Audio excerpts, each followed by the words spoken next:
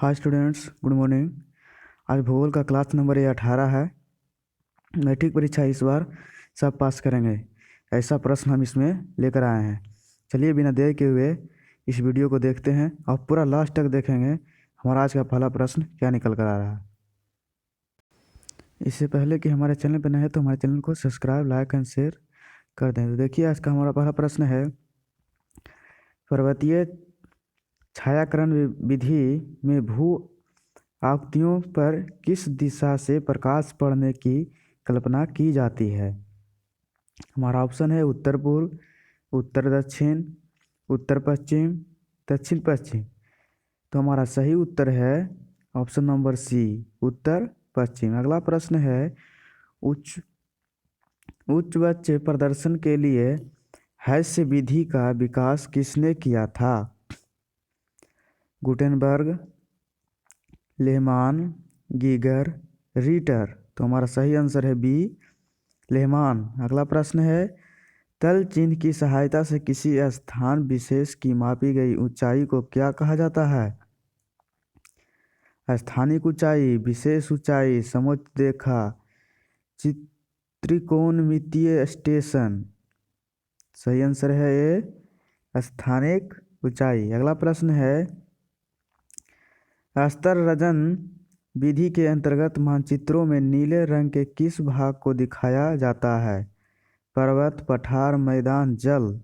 तो सही आंसर है डी, जल। अगला प्रश्न है, जब समोच्च रेखाएं केंद्रीय वृत्ताकार हो जिनके बीच की समोच्च रेखा अधिक ऊंचाई प्रदर्शित करती हो, तब इससे किस प्रकार की भू आकृति का अनुमान लगाया जाता है।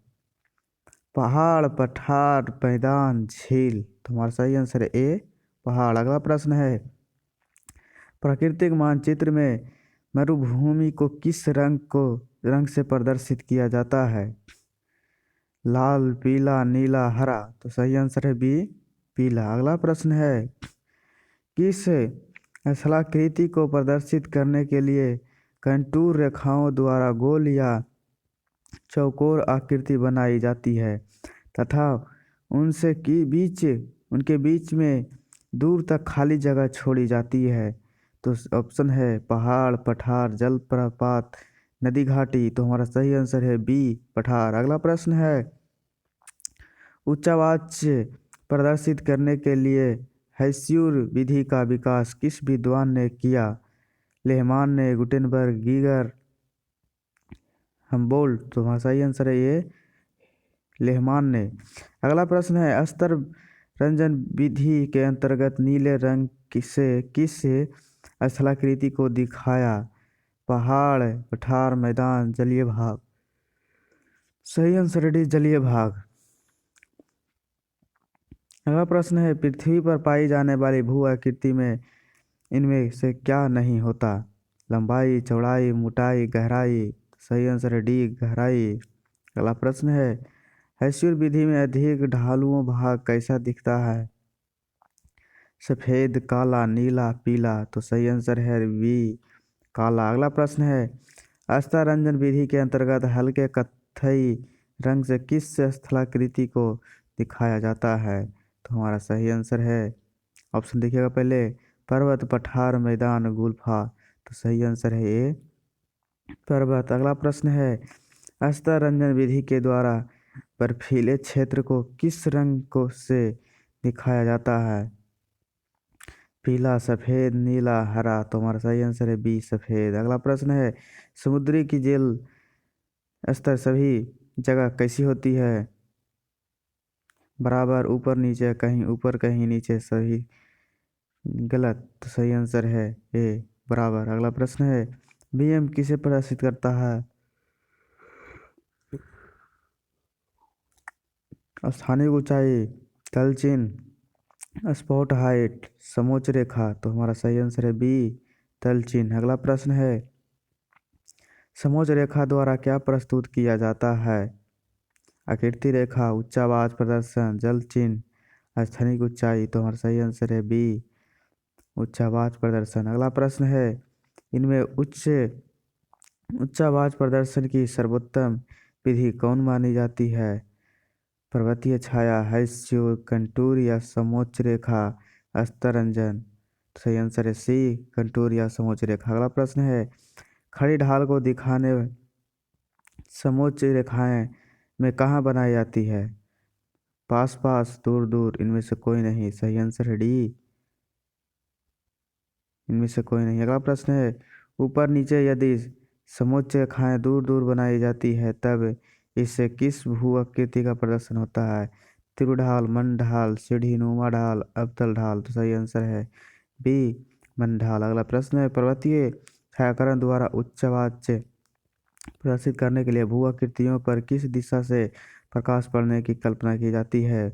उत्तर पश्चिम, उत्तर पूर्व, दक्षिण पश्चिम, दक्षिण पूर्व। तो हमारा सही आंसर है ए, उत्तर पश्चिम। अगला प्रश्न है, पर्वतीय देशों के उच्चावाच को किस विधि द्वारा प्रभावशाली ढंग से दिखाया जाना अच्छा होता है? तो हमारा ऑप्शन है तल चिन्ह, स्थानिक ऊंचाई, पर्वतीय छायाकरण, हैस्यूर। तो हमारा सही आंसर है सी, पर्वतीय छायाकरण। अगला प्रश्न है, जब भूमि की ढाल को छोटी छोटी और सटी हुई रेखाओं से दिखाया जाता है तब उसे क्या कहा जाता है?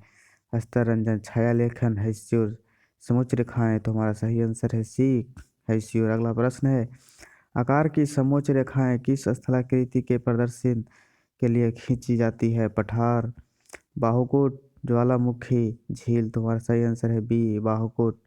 अगला प्रश्न है, छोटी महीन एवं खंडित रेखाओं को ढाल की दिशा में खींचकर उच्चावाच प्रदर्शन की विधि को क्या कहा जाता है? हमारा सही आंसर ऑप्शन है अस्तरंजन। पर्वतीय छायाकरण, हैस्यूर, तलचिन्ह। तो सही आंसर है सी, हैस्यूर। अगला प्रश्न है, छोटी मापनी के मानचित्रों में उच्चावाच प्रदर्शन के लिए किस विधि का सहारा लेना उपयुक्त होता है? तुम्हारा ऑप्शन है अस्तरंजन, हैस्यूर, तलचिन्ह, पर्वतीय छायाकरण। तुम्हारा सही आंसर है डी, पर्वतीय छायाकरण। अगला प्रश्न है, कौन विधि उच्चावाच प्रदर्शन की विधि नहीं है? हैस्यूर, समोच्च रेखा, अंक विधि, रंग विधि। तुम्हारा सही आंसर है सी, यानी कि अंक विधि। अगला प्रश्न है, तल चिन्ह के संदर्भ में किस स्थान की मापी गई ऊंचाई को क्या कहा जाता है? तुम्हारा ऑप्शन है स्थानिक ऊंचाई, पहाड़, बेंचमार्क, पठार। ऑप्शन है, तो सवाल हमारा सही आंसर है ऑप्शन नंबर ए, स्थानिक ऊंचाई। तो थैंक यू दोस्तों, आज के लिए इतना ही। फिर हम आपसे मिलते हैं अगले टॉपिक, अगले वीडियो में। हमारे चैनल को नए पर नहीं है तो हमारे चैनल को सब्सक्राइब, लाइक एंड शेयर कर दें। Thank you.